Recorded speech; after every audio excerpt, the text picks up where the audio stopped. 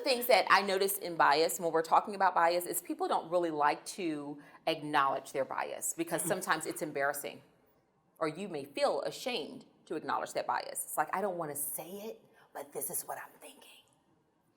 But here's why I want you to make sure that you acknowledge the bias, because when you acknowledge the bias, you have a better opportunity to disrupt it.